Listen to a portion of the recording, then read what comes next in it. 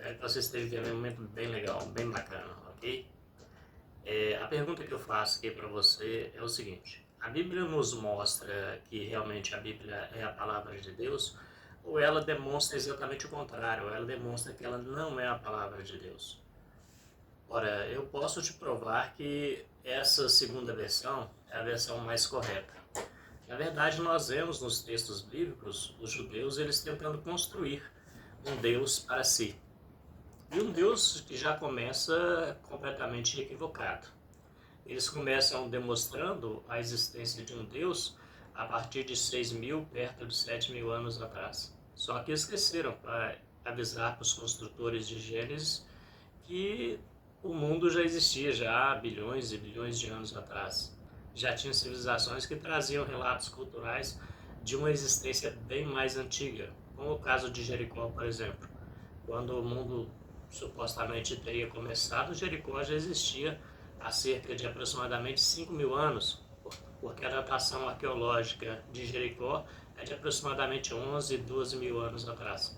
Esqueceram de avisar, né, para os construtores de Gênesis que a civilização aborígenes traz relatos de sua cultura de aproximadamente cerca de 50 mil anos atrás. Então, quando o mundo supostamente teria criado, os aborígenes já estavam lá há mais de 40 mil anos. Quando nós pegamos a construção do Deus de Israel, o Deus inicial, nós vemos que Deus ele trazia nele o mal. Deus era mau, traços tanto de maldade quanto de bondade. Se nós pegarmos, por exemplo, a questão do homem, por exemplo, no Gênesis, quando Deus supostamente cria o homem e coloca o homem no jardim e proíbe o homem de comer da árvore do conhecimento do bem e do mal. Ali diz que Deus ele se expressa dizendo que agora o homem era como eles, conhecedores do bem e do mal. O que significa conhecer o bem e o mal? Ali, conhecer o bem e o mal é praticar tanto o bem quanto o mal. O Deus de Israel começou a ser construído inicialmente praticando tanto o bem quanto o mal.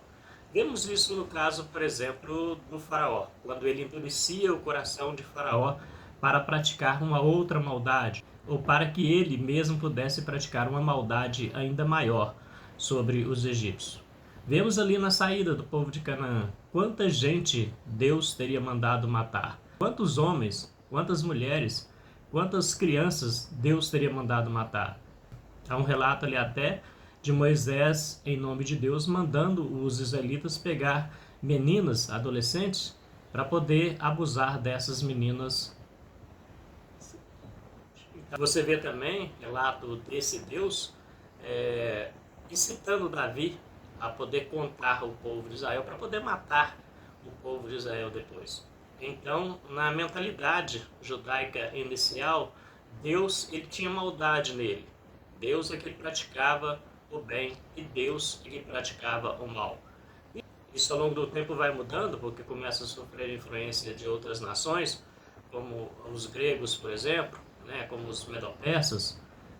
Ali no exílio babilônico, o povo de Israel começa a mudar extremamente muito, né, a sua mentalidade. Então, quando nós pegamos passagens como essa e vemos que, na verdade, Deus, né, na percepção judaica, Deus ele era o que praticava o bem e era o que praticava o mal. Na percepção judaica, o Deus inicial praticava o bem e praticava o mal. Havia maldade em Deus. Ele era um Deus sarcástico, né, que tinha prazer no mal, gostava de praticar o mal. Voltando agora, que já fiz essa explanação, ao relato de Gênesis, quando supostamente a serpente, né, teria induzido a mulher a comer da árvore do conhecimento do bem e do mal, o que vemos ali? Vemos ali que a serpente, segundo o texto, ela era muito perspicaz, ela era astuta, tinha facilidade de perceber as coisas, segundo o texto, e viu que Deus estava mentindo para a mulher, dizendo para a mulher que se ela tocasse no fruto da árvore do conhecimento do bem e do mal, ela morreria.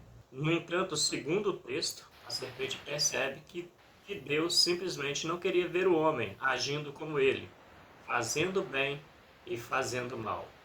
Quando vemos a atitude de Deus após o homem tomar essa atitude e ter esse poder de praticar o mal, ele se torna ali um Deus vingativo, ele demonstra mais uma vez a maldade que havia nele, segundo o texto, ok? Ele expulsa aquele homem do jardim, para que o homem não coma da árvore da vida e viva eternamente. Para mim, dá uma sensação de que ele estava agindo de maneira vingativa com o homem, porque agora o homem estava praticando o bem e também praticando o mal, tendo esse poder. E também quanto à serpente, quando ele amaldiçoa a serpente, diz que ela vai rastejar, vai comer o pó da terra e que ela vai ferir o calcanhar da descendência da mulher e a descendência da mulher vai lhe ferir a cabeça, como acontece hoje nos nossos dias quando lidamos, né, com uma serpente perigosa, venenosa. Ainda não temos a cultura de preservá-la, temos a cultura de matar mesmo, de esmagar ali a cabeça. Então, quando nós pegamos essa passagem, também esses textos que eu citei aqui, nós vemos que Deus, na verdade, foi um Deus construído para a cultura judaica. Quando pegamos o texto, nós vemos mais um Deus agindo e sendo reflexo da natureza humana do que propriamente uma natureza divina sendo manifestada no homem. Veja se não é uma construção de um Deus. Deus vira e fala assim, olha, façamos o homem à nossa imagem e semelhança. Teria como dar certo o projeto de Deus, do homem não comer da árvore do conhecimento do bem e do mal e comer da árvore da vida, se o próprio Deus era mau? Ele não disse, façamos o homem à nossa imagem e semelhança? Então ele já fez o homem com o poder de praticar o bem e praticar o mal, segundo a construção do texto. Concorda comigo?